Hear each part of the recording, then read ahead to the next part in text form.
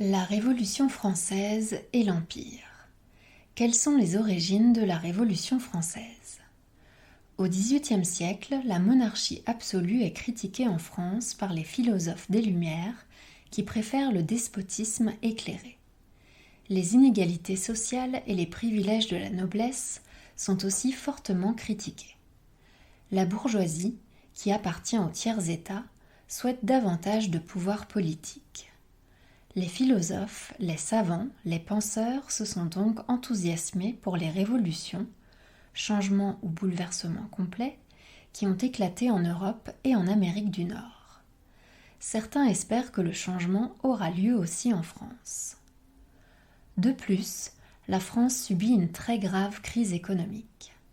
En effet, depuis l'aide française apportée à l'indépendance des États-Unis, la France doit rembourser une somme importante que l'on appelle la dette. Le roi et son gouvernement, qui refusent d'augmenter les impôts, semblent incapables de résoudre ce problème. Des philosophes, des bourgeois et même des nobles ne leur font plus confiance. On accuse le roi, mais surtout la reine Marie-Antoinette, de dépenser trop d'argent. Des caricatures commencent à se diffuser partout en France et le roi laisse faire, de peur de passer pour un tyran. Tout cela amène une partie des Français à croire qu'il faut rapidement trouver une solution à la crise. C'est pourquoi le roi décide de réunir les États généraux en mai 1789. Il s'agit d'une assemblée rassemblant à Versailles les représentants, députés, des trois ordres qui composent la société-population française: la noblesse, le clergé et le tiers-état. Après plusieurs semaines, les États généraux prennent le nom d'Assemblée nationale. C'est le début de la Révolution française, car le peuple devient alors souverain et les Français ne sont plus des sujets, mais des citoyens. Le 14 juillet 1789 a lieu la prise de la Bastille. Ce jour est important car, pour le peuple, la Bastille était le symbole de la monarchie absolue. Puis, dans la nuit du 4 août, les députés votent la fin des privilèges avant de proclamer, le 26 août, la Déclaration des droits de l'homme et du citoyen. Qu'est-ce que la Déclaration des droits de l'homme et du citoyen? La Déclaration des droits de l'homme et du citoyen est un texte composé de nombreux articles qui affirment les droits naturels de l'homme, droits dont l'homme dispose dès sa naissance.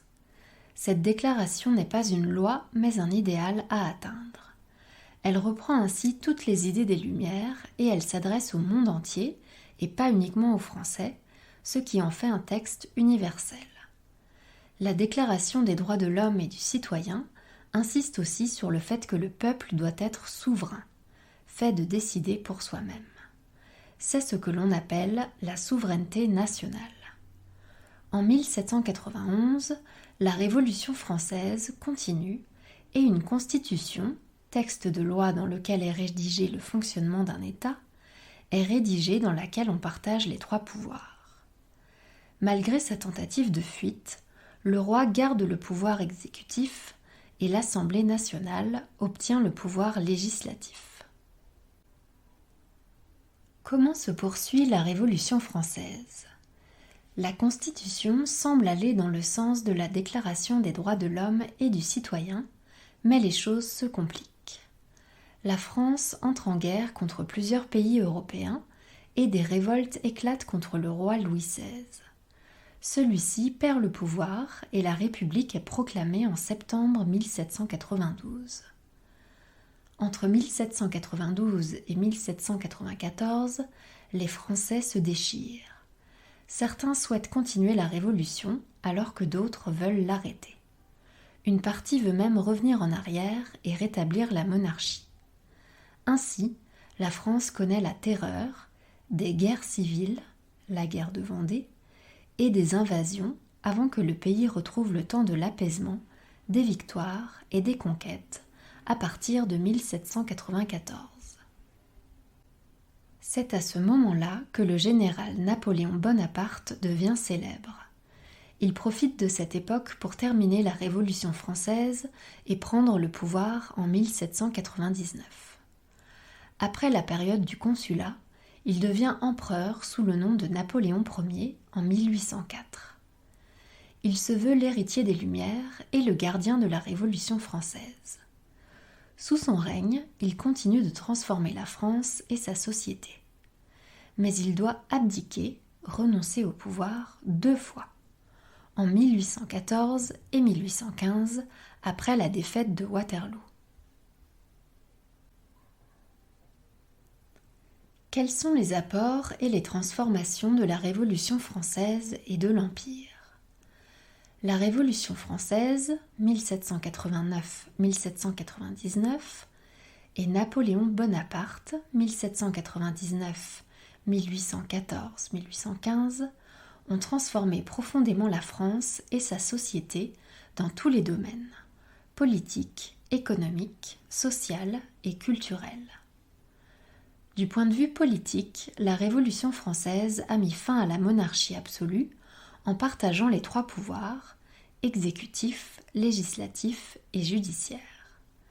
Désormais, le peuple a le pouvoir. C'est la souveraineté nationale. De plus, les Français votent et élisent leurs députés, représentants, au suffrage censitaire, élection réservée à ceux qui gagnent assez d'argent pour payer des impôts. Ces députés votent les lois qui doivent être les mêmes sur tout le territoire français. Celui-ci est divisé en départements de même dimension. Napoléon Ier crée ensuite les préfets, représentants de l'État nommés par l'empereur. Dans le domaine économique, la Révolution française permet à tous d'exercer les métiers de leur choix. De plus, les mêmes unités de poids et de mesure, le mètre et le litre, sont imposées sur tout le territoire pour faciliter le commerce. Les douanes sont abolies entre les régions françaises. Enfin, Napoléon met en place une même monnaie pour la France entière, le franc germinal. Dans le domaine social, la Révolution française a aboli les privilèges. Tous les hommes naissent libres et égaux. La justice est la même pour tous les citoyens. Napoléon met en place une récompense, la Légion d'honneur. Il crée aussi les lycées pour former les futurs fonctionnaires. Napoléon rétablit l'esclavage que la Révolution française avait supprimé. De plus, il renforce la censure dans la presse ou le théâtre. Entre 1799 et 1815, la France a connu de profondes transformations qui ont encore des effets aujourd'hui.